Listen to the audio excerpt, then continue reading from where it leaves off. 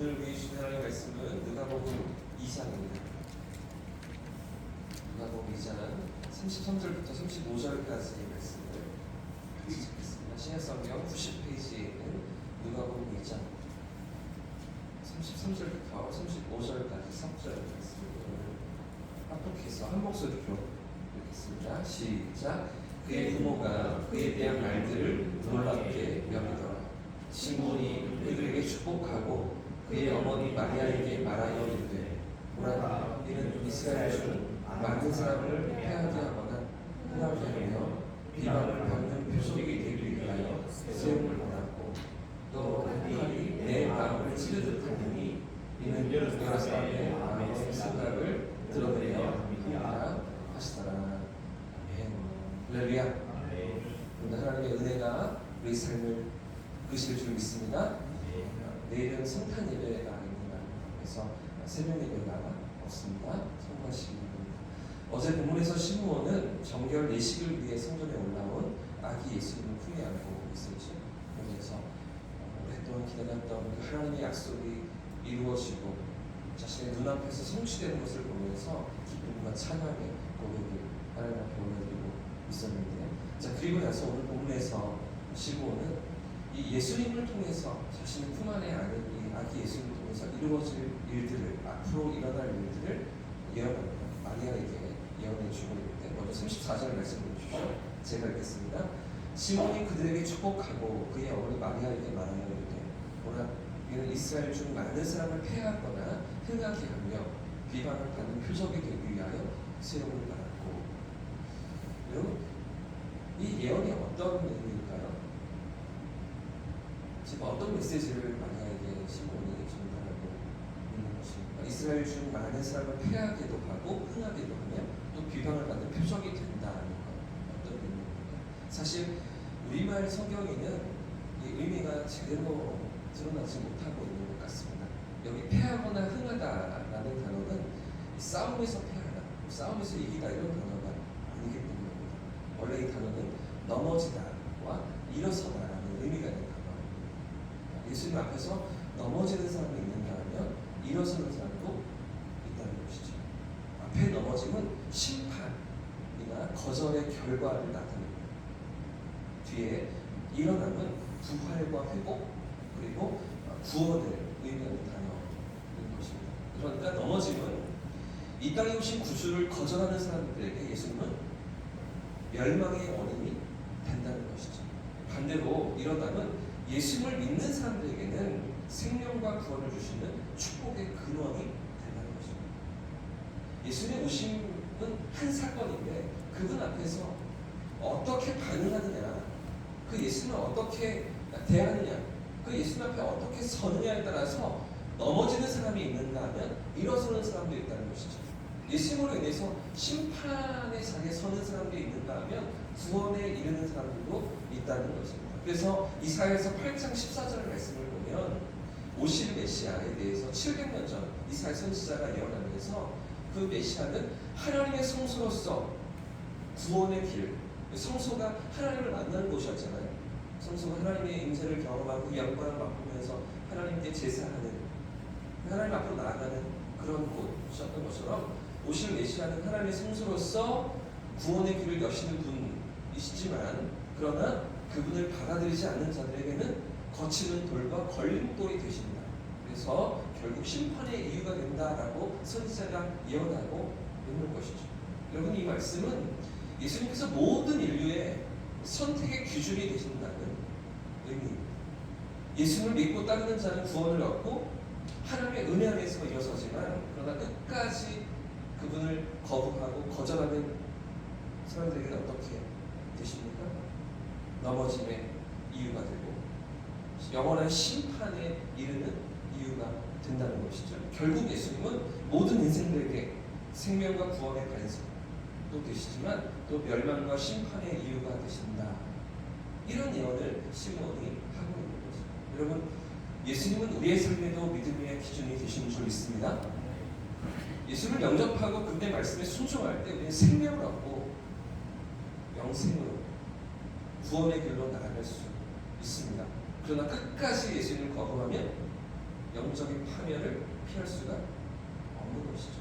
그래서 여러분 오늘 말씀을 생각해 보면 왜 예수님을 보내서 예수를 믿어야만 구원을 받고 믿지 않으면 심판에 이른다고 하시는가 이렇게 생각이 들 수도 있습니다. 예수님의 오심의 이유를 제대로 이해하지 못하고 다 받아들이지 못하는 사람들은 왜 예수를 보내놓고 그분이 일어섬의 이유도 되고 넘어짐의 이유도 된다 보내시는 거지 이렇게 생각하기 쉽습니다. 그런데 사실은 우리의 상태를 제대로 알지 못하는 것이죠. 우리가 어떤 상태에 있는가를 이 땅을 살아가는 모든 인생들이 어떤 자리에 있는가를 정직하게 알지 못하는 것입니다.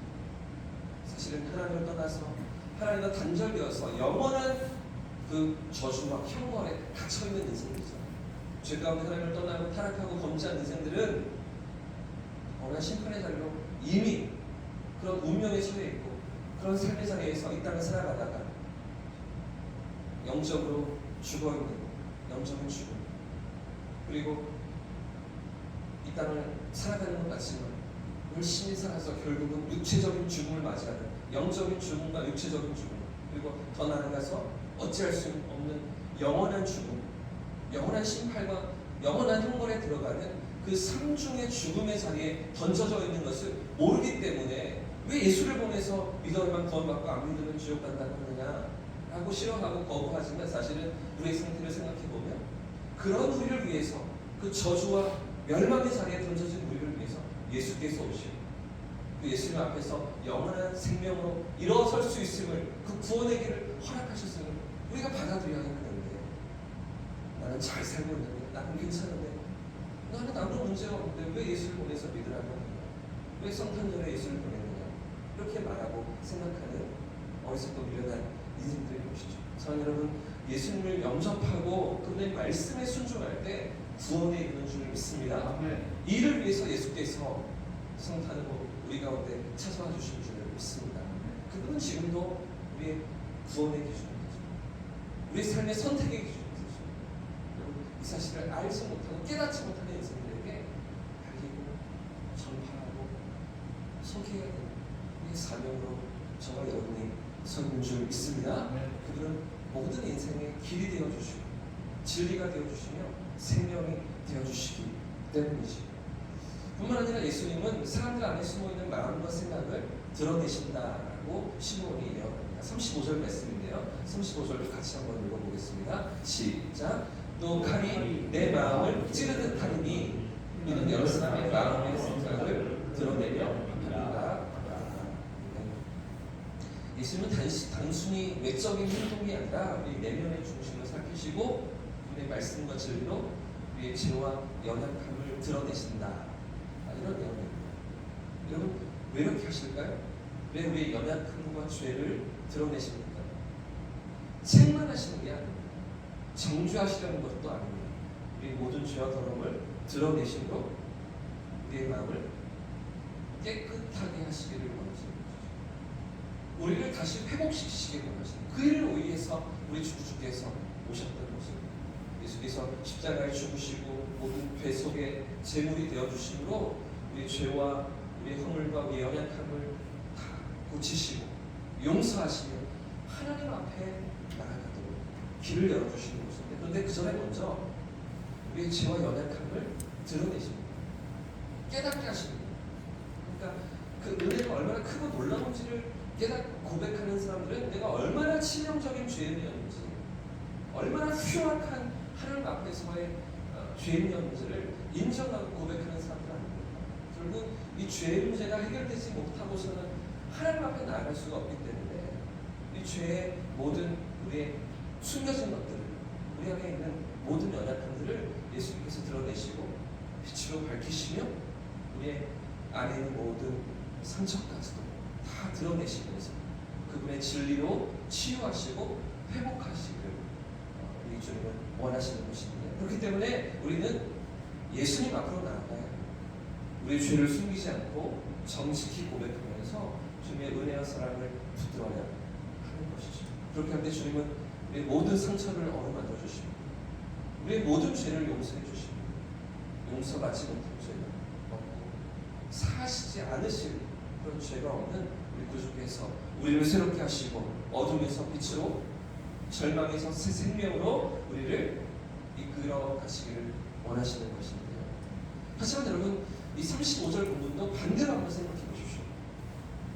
예수님께서 그런 우리를 위해서 죄인 우리를 위해서 이 땅에 오셨는데 그런데 그분 앞에 나아가지 않고 이 죄와 연약함을 계속해서 감추며 숨기고 그분의 빛을 거부한다. 어둠에서 빛으로 나아가기를 거절한다면 어떻게 되겠습니까? 끝없는 어둠 속에 갇히고 말겠죠?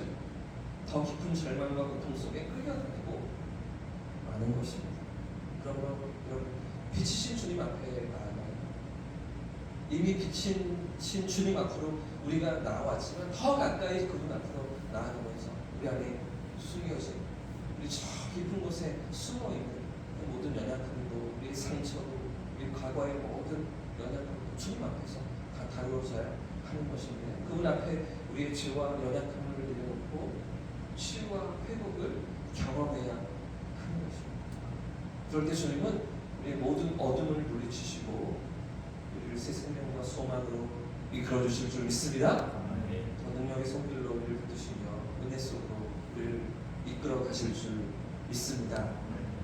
제가 지난주 목요일에 6일수 성도님을 신방했습니다. 좀 가정에 어려움이 있다 하셔서 조금 이야기를 나눠드리려고 목요일 점심에 식사를 같이 했었는데 식사하면서 이런저런 이야기를 나누다가 무슨 이야기 때문에 기억이 정확히 안 나는데 핸드폰을 꺼내서 저에게 보여주실 일이 있을 수 있습니다.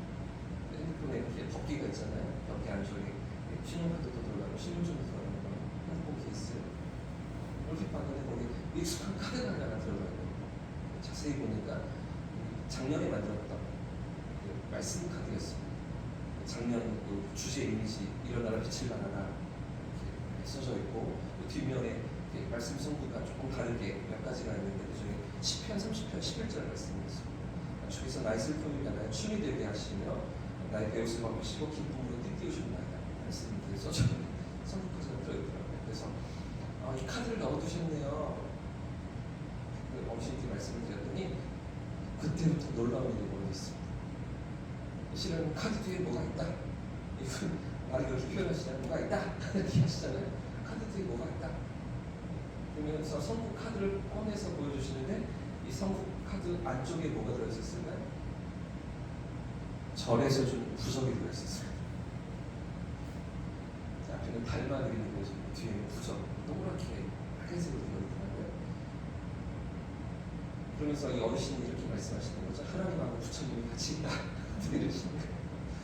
교회 나오신 지 얼마 안 됐으니까 그러실 수 있겠다 생각이 들었어요.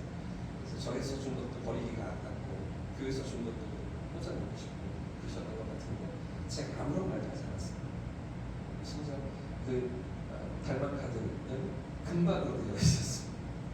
우리 거 이렇게 플라스틱이잖아요. 좋아 보여서 버리기가 좀 쉽지 않겠다. 값이 좀 나가 보이는. 제가 아무런 이야기도 하지 않고 왜꼭 끼워주시느냐 같이 넣어놨냐 빼라 버려라 이런 이야기를 하지 않았는데 그냥 지켜보고 있었는데 근데 이 어르신이 뭐라고 하셨을까요? 이제 이거 좀 빼야 되겠다 그러시는 거죠. 부적을 빼야 되겠다 그러시는 거죠. 이게 잘 안 빠진다. 빼시면서 잘 안 빠지는 게 조금 더 컸거든요. 안 빠진다 그러시면서 저한테 빼달라고 하시는 거죠. 그래서 제가 뺐습니다. 이렇게 빼가지고 드렸어요. 다시 드렸더니 뭐라고 하실까요? 이것 좀 처리해달라 하시는 제가 모르겠다. 여러분 지난 목요일에 어르신께서 부적을 버리실 줄 누가 알았겠습니까? 그 순간에 그 어르신 마음이 그렇게 움직일지 누가 알았겠습니까? 빛으로 나오면 어둠이 물러가는 줄 믿습니다. 우리 안에 있는 모든 어둠이 사라지고 생명이 임하는 줄 믿습니다. 참된 행복, 참된 평안으로 우리가 나아가는 것이죠. 이승우는 가정의 아들이기 때문에 답답함이 좀 있으시고 되게 다 안 하세요. 자세히 말씀을 안 하시는데 마음 속상한 게 있다. 지난번에도 주시고 어제도 그렇게만 말씀하시고 그런 거 마시는데 그런데 주님의 빛이 비춰질 때 소망이 일어나고 기쁨이 일어나는 것이죠. 그렇게 신랑을 마치고 밥 한 끼 같이 먹었을 뿐이에요. 이런저런 얘기하고 아들 얘기는 쉽지 않고 그리고 이제 1시간 식사를 마쳤는데 그런데 신방을 마치고 가시면서 이렇게 얘기하시는 거죠. 그래도 하나님을 믿으니 마음이 편안하다. 그러면서 가시는 거예요. 그래서 마음이 편안하다 그러면서 가시는 거예요. 여러분 우리도 빛이신 주님 앞에 더 가까이 나아갈 수 있길 원합니다. 주님 앞에 설 때 우리 모든 어둠이 물러가고 모든 삶의 무거움이 사라지는 그런 은혜와 평강을 맛보면서 하나님의 은혜 안에서 허락하시는 새해를 맞이하는 저와 성도들 되시기를 예수님의 이름으로 축복합니다. 함께 찬송하고 기도하겠습니다. 찬송